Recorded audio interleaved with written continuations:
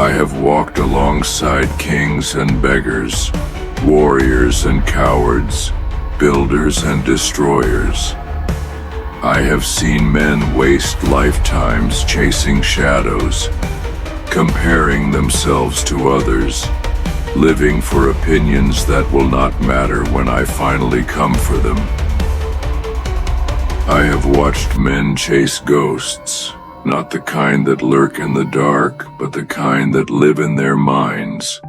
The approval of others, the illusion of success, the desperate need to be seen.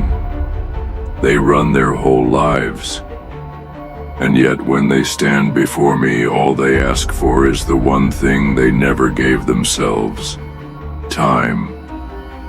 You. Yes, you. You are running out of time, and yet you spend your days watching others, measuring yourself against their success, their beauty, their wealth.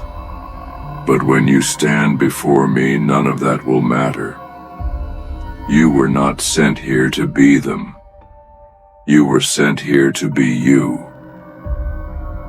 I have heard the last words of millionaires, actors, and so-called great men.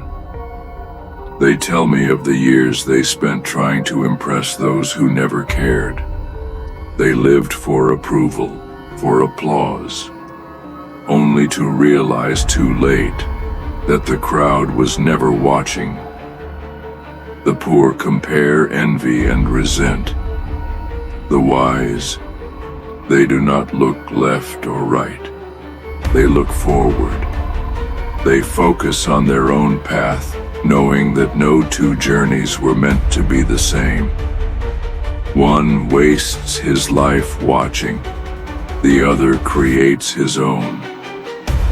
You watch their lives unfold like stories in a book, turning page after page, never realizing your own story remains unwritten.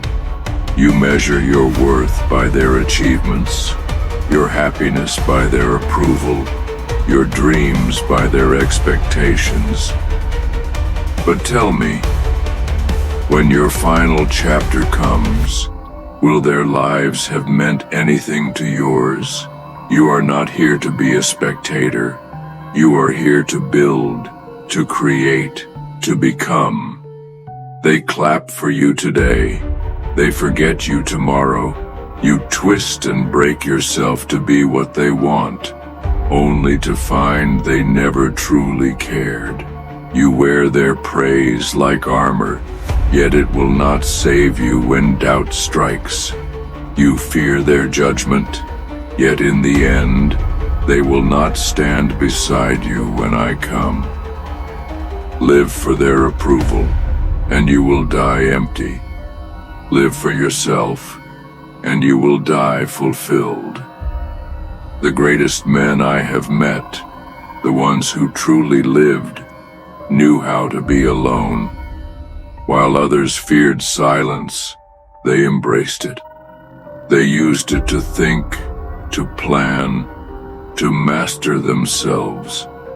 Because they understood one thing: if you cannot be strong alone, you will always be weak with others. The world will pull you in every direction: friends, family, society. It will demand that you fit in, that you follow, that you obey. But those who change their fate, they do not seek permission. They do not beg for company. They walk alone, and in doing so, they find their true power. Most fear loneliness. The wise use it to transform. The world tells you that solitude is loneliness, that you must always be surrounded, always be connected, always be seen. But the greatest transformations do not happen in the crowd. They happen in silence, in the moments where you face yourself with no distractions, no noise, no masks.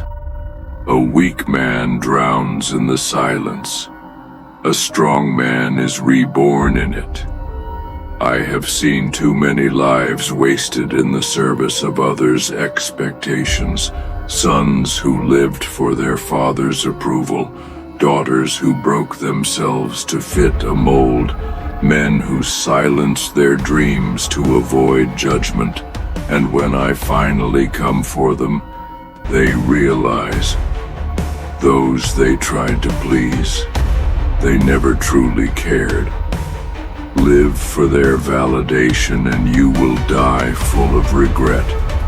Live for yourself and you will die free. Visual. A man forced into a life he never wanted, miserable. Another man breaking free, building his own path, despite being doubted by others. They will laugh at you. They will doubt you. But in the end, they will envy you. Distraction is the quiet thief of life. It does not take suddenly. It takes slowly, hour by hour, day by day, until one day you wake up and realize you have nothing left.